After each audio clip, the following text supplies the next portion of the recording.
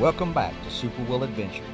Come along with me as we travel back in time and dive into ancient Greek mythology as we explore the ruins to see what life would have been like during the golden age of the Greek culture.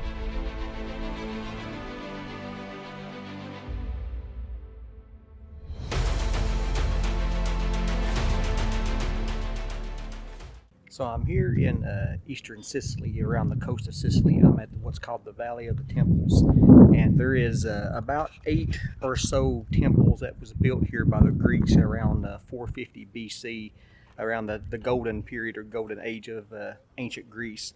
If you see behind me here, this would have been the temple of Hera, or Juno, or Hera, which would have been the god of the mother of the gods, I guess you could say, and Zeus's wife. She was known for jealousy and rage and against the mistresses of Zeus. So she's not necessarily known as a very good god, I guess. But nevertheless, they had built a temple to her here. This is one of the first ones you come to here in the Valley of the Temples. It's not actually in a valley. It's actually on a ridge, and there's 8 of them, and we'll try to explore as many of them as we can today. The Temple of Hera here would have actually had 2 stories on it. There were stairways that would have went up to the top of it, and you could have actually went to the top of this temple. It's massive. It's really interesting and crazy how they would actually build something of this nature.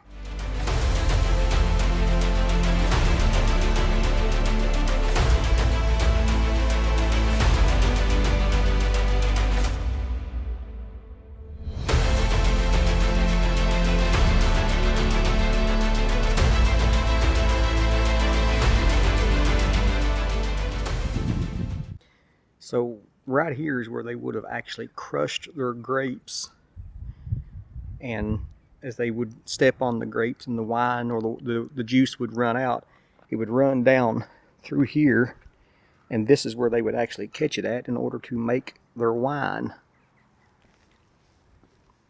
As you can still see, this is actually one of the main eastern gates to come into the city.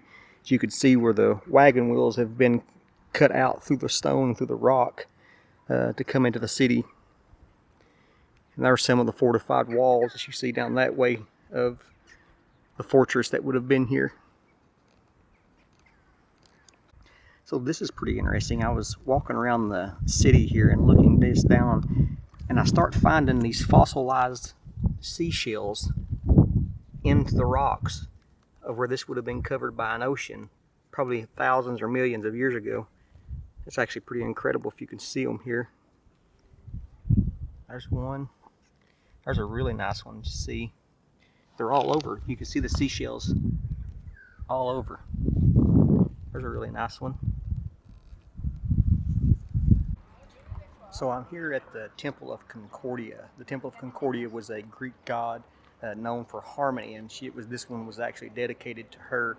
The really interesting thing is this was built in 440 BC, and it's still one of the most well-preserved ones out of all the temples here. And the reason that is because in the 6th century AD, there was a bishop that actually ridded the temple of pagan worship and actually rededicated this to the Apostle Peter and the Apostle Paul, and had Christian services in here for many, many years. And they actually restored it and covered it in like what would be concrete or plaster, which preserved it for many, many years, which is pretty cool that it actually ended up being a Christian temple that was used for Christian worship for many years during the 6th century AD.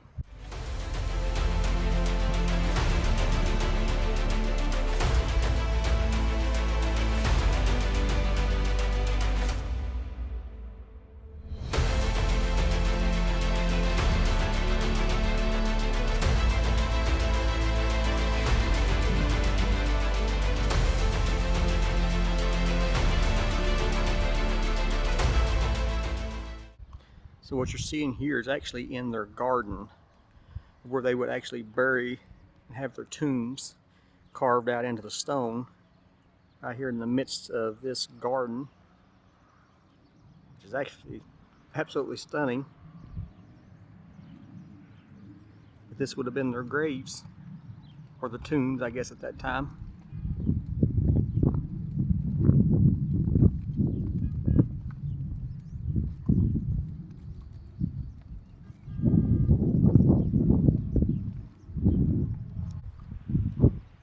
So standing behind me is the Temple of Hercules, which would have been the illegitimate son of the Greek god Zeus, which is probably one of the reasons that the goddess uh, of the gods was, or the mother of the gods was very angry, because I guess folklore is that Zeus had cheated on her and had a son with a mortal woman, and so then from that point she really didn't like the mortal people anymore, and that's why she was so angry. But this one's was the oldest temple here in the Valley of the Temples, so it's not really that good still standing, but it's still pretty incredible to see.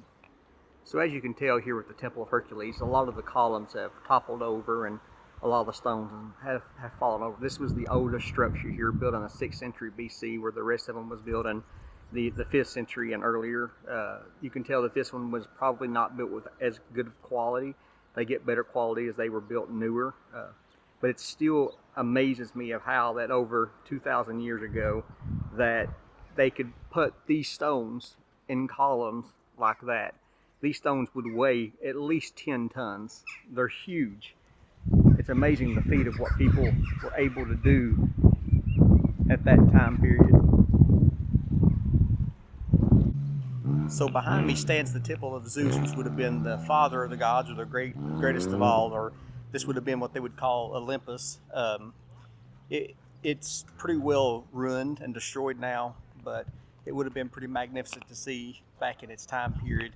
I'll try to get around and show you as much as I can, but it's kind of a lot of it's blocked off, but still you can see a lot of it. There was a lot of carvings here that would have been really awesome to see. This city of Agrigos actually stretches for about a little over 9 miles, so it would have been a very huge city, thousands of people. Would have been one of the bigger cities of the golden age of the Greek culture and the Greek cities and time period. When they built these temples, they would have laid this foundation. As you can see, these humongous stones. They're extremely large. They would have laid a whole foundation underneath this thing, at least 20 foot thick, to hold the weight of the temple.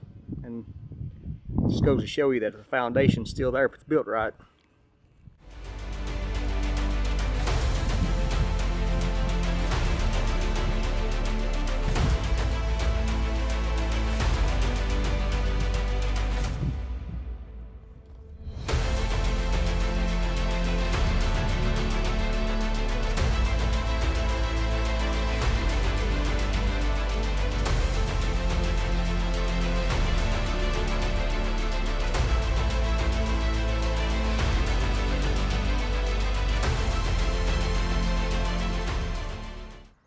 What you're seeing here is actually what they call column Bretha, or a man-made swimming place, or fish pond that they actually made in dedication of winning the war in 480 BC. This whole thing would have actually been a swimming pool that they had made to dedicate for after the war. So there was no way I was going to come to Italy without trying one of Italy's most famous and finest luxury car. Italy is known for their luxury cars. They're the finest in the world. They're the detail of the interior and just the sleek body lines, and they're magnifico. There's no way I was going to come to Italy without actually getting to test one of Italy's finest. Check out this big bad boy.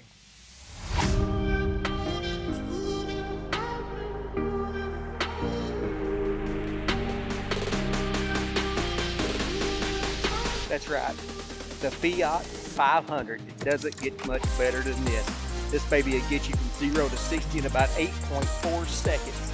Some of Italy's finest luxury.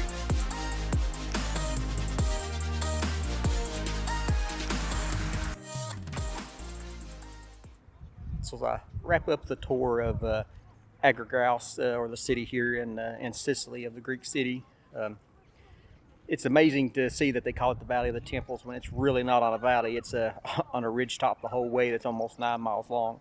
But if you look over here to my left and over to my right, you'll see that it's sheer cliff faces on each side. And on top of those cliff faces, they actually built walls to fortify the city, which really helped them in 406 BC when the Carthaginians tried to lay siege to the city. And they held off the Carthaginians for over 8 months until a army from Syracuse arrived and wiped out the majority of the Carthaginians. And it's just amazing to see what life would have been like here 2,500 years ago, and just walking through the gardens and through the city, and how incredible it is and how it was built to last. Just it's been a cool, crisp 105 degrees here today, so I'm ready for a shower, ready to find something to eat, and I hope you've enjoyed the tour. And thanks for watching. If you enjoyed this video and you like this type of content, then please do me a favor and hit that like and subscribe.